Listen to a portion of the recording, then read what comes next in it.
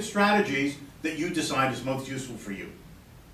And you can improvise, right? You're on the field and an opportunity occurs during the play, right? And you can now take advantage of that as long as you follow the rules of the game, right? You don't kick, you don't punch, you don't go outside the lines, as long as you don't do it, right?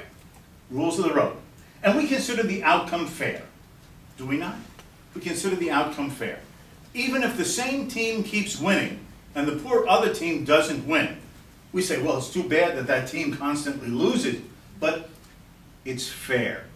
The winning team abided by the rules of the game. We're interested in the process, right? And the independent rules are concerned with the process.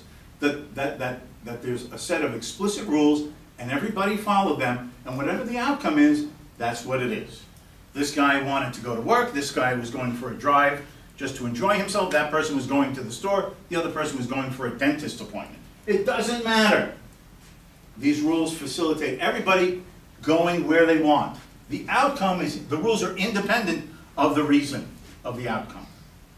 That's different from end-dependent rules, where these rules are concerned with determining a specific outcome.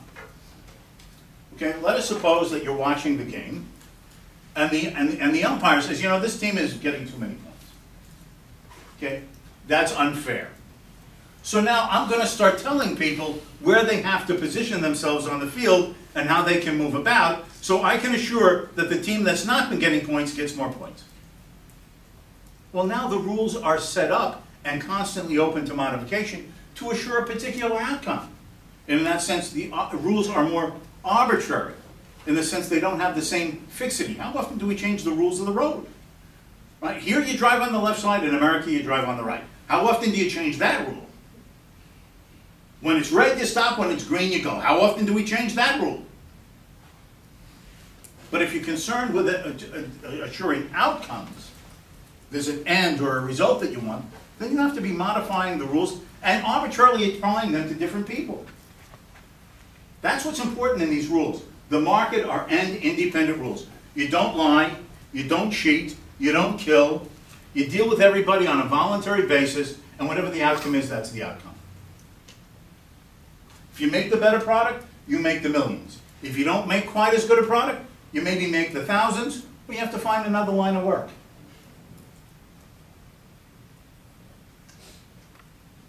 You can come up with the better product, the less expensive product. You're free to capture the consumer business. Even if this company now loses market share, that's the game. That's the rules of the game. If you stay on top, that's great. You've succeeded. If the other guy undermines you and your market share goes down, you're not on the top anymore, that's life. That's end-independent rules. Those are the rules that are important, because then they leave everything pretty much without concern about the specific details, because the details are what each outcome is based upon the circumstances. That has nothing to do with being good, bad, right, or wrong. So a society does need rules, I totally agree. And a society has to have a consensus about this, because rules will not last in the long run if a sufficient number of people don't like them anymore. That's what eventually leads to revolutions in one society or another at some point when it reaches a boiling point.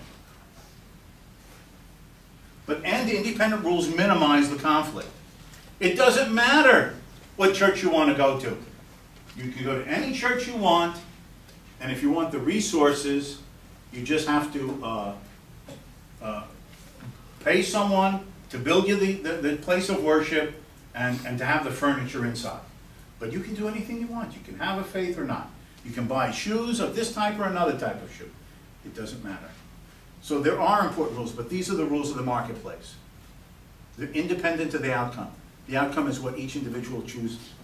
There's no concern with a specific common good. The common good is what results from the interactions of multitudes of individuals, each following peacefully and honestly their own conceptions of the good for themselves and others they care about. Okay, we have to take a break. Thank you.